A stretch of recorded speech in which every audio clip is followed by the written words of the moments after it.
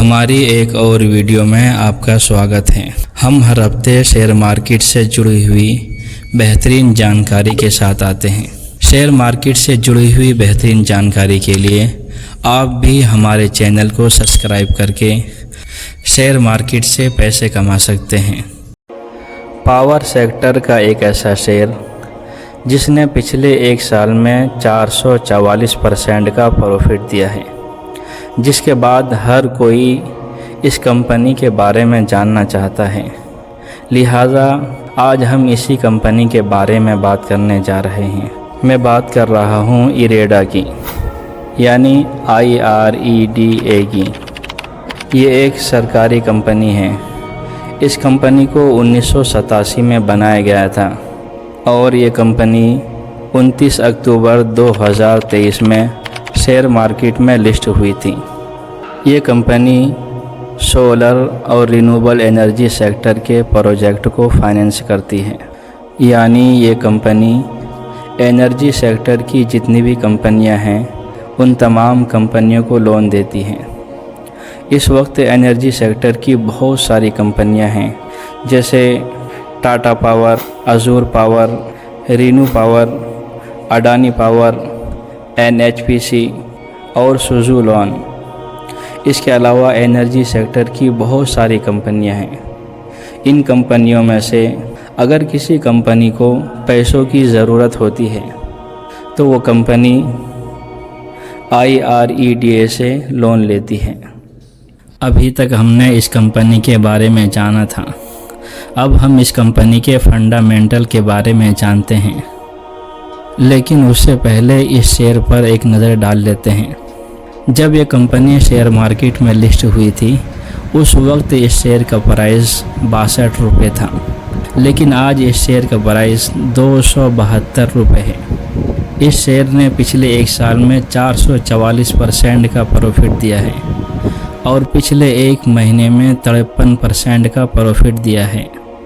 और भी आसान तरीके से समझिए, अगर किसी ने इस शेयर में पिछली साल 20,000 रुपये लगाए होते तो आज 87,700 रुपये का मालिक होता, और अगर किसी ने इस शेयर में 50,000 रुपये लगाए होते तो आज 2,19,400 रुपये का मालिक होता। अब हम इस कंपनी के फंडामेंटल के बारे में जानते हैं।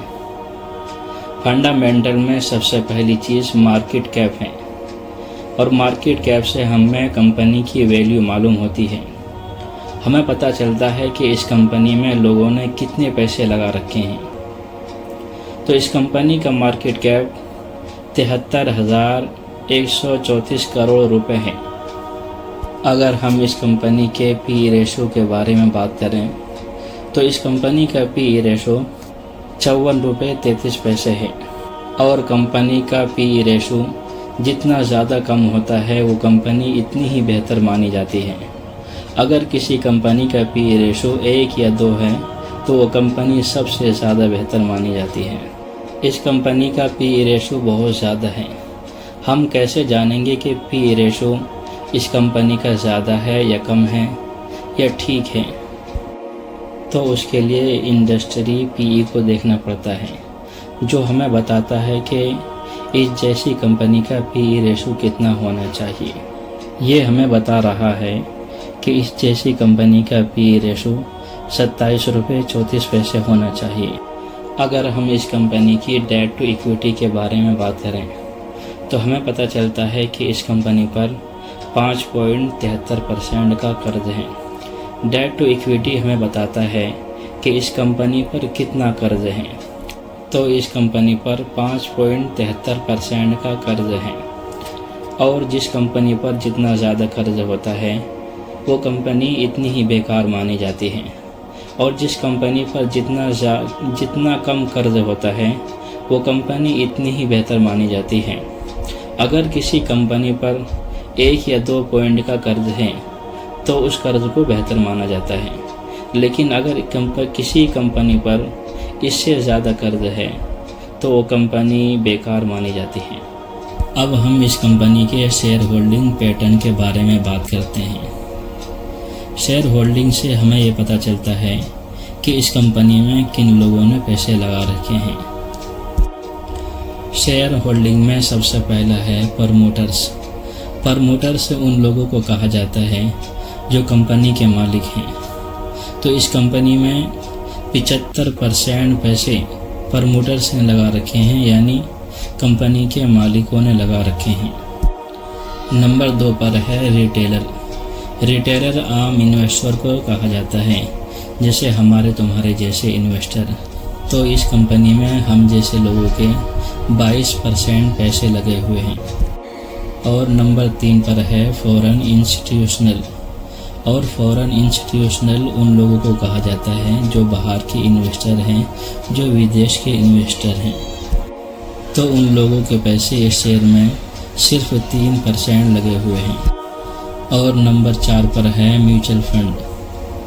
तो इस कंपनी में म्यूचुअल फंड के पैसे 0.24% हैं। अब बात करते हैं कि इस शेयर को ख़रीदना चाहिए या नहीं। जहाँ तक मेरी राय है वो ये है कि इस शेयर को ना ख़रीदना ही बेहतर है, क्योंकि इस शेयर का PE रेशो बहुत ज़्यादा बढ़ चुका है।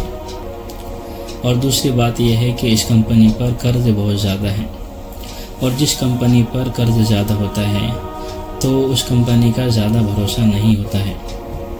इसलिए अगर इस कंपनी के शेयर को ना ख़रीदा जाए तो ज़्यादा बेहतर है। इसके अलावा इस जैसी कंपनी बहुत सारी हैं। अगर उनके शेयर को ख़रीदा जाए जहां पर PE रेशो भी अच्छा है, इसके अलावा उन कंपनी पर कर्ज भी बहुत ज़्यादा कम है, तो ऐसी कंपनी के शेयरों को ख़रीदना ज़्यादा बेहतर है और उसमें ज़्यादा प्रॉफिट होने के चांस हैं। और ख़ास तौर से जो लोग मुस्लिम हैं उनके लिए इस शेयर में इन्वेस्ट करना जायज़ नहीं है, क्योंकि ये कंपनी सूद पर चलती है। ये कंपनी अलग अलग कंपनियों को लोन देती है, और लोन फ्री में नहीं दिया जाता है बल्कि वो सूद पर दिया जाता है।